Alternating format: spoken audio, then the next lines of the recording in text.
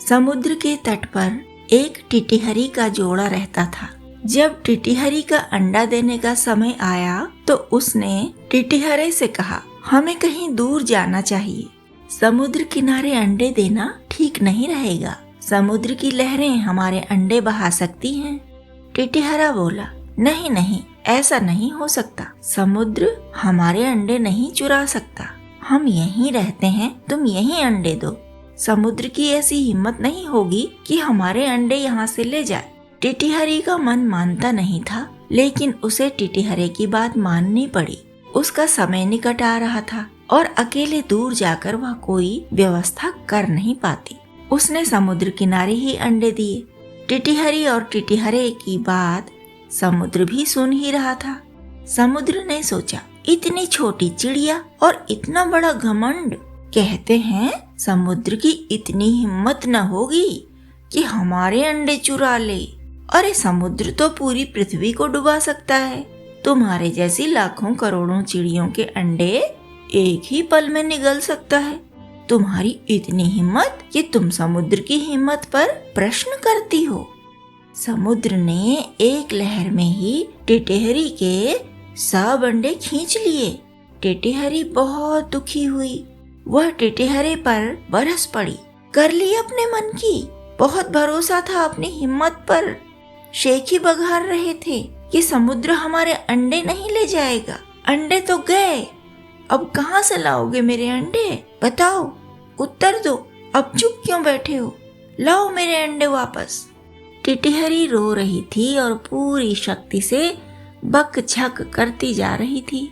टिटिहरे ने कहा, मैं चोंच में पानी भर भर कर दूर फेंकूंगा और तब तक फेंकता रहूंगा जब तक समुद्र सूख न जाए। टिटिहरी बोली, अब एक और मूर्खता करोगे। तुम अकेले क्या सुखाओगे समुद्र? हजारों पक्षी मिलकर भी समुद्र नहीं सुखा सकते। गरुड़ के पास जाओ, शायद वे कुछ समाधान कर सकें। टिटिहरा गरुड़ के पास गया, उनसे पूरी कहानी सुनाई। बहुत से पक्षियों ने भी टिटिहरे की बात का समर्थन किया। गरुड़ ने कहा, समुद्र सुखाने की बात तो निरी मूर्खता है। यह कार्य किसी भी प्राणी के बस का नहीं है। यह तो केवल ईश्वर ही कर सकते हैं।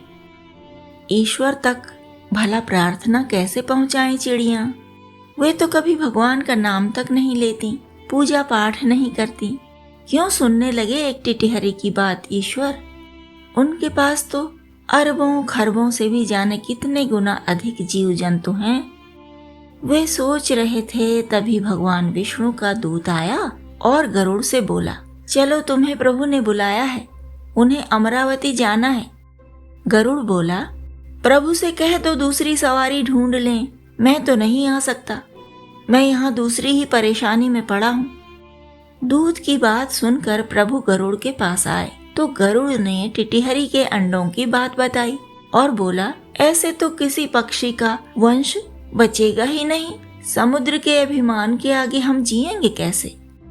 भगवान विष्णु समुद्र के पास गए और बोले, तुम इतने विराट हो, इतने बड़े हो, तब भी तुमने इतना ओछा काम किया।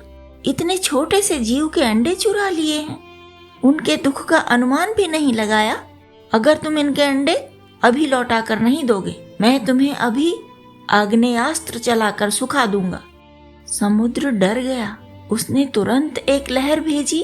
लहर ने टिटिहरी के सारे अंडे लौटा दिए। टिटिहरी का जोड़ा मारे खुशी के रोने लगा और सारी चिड़ियां कहने लगी, भगवान सबके हैं, प्रभु सबके हैं, ईश्वर सबके हैं। ईश्वर हर प्राणी का है। छोटे से छोटे जीव की भी वह प्रार्थना सुन लेता है।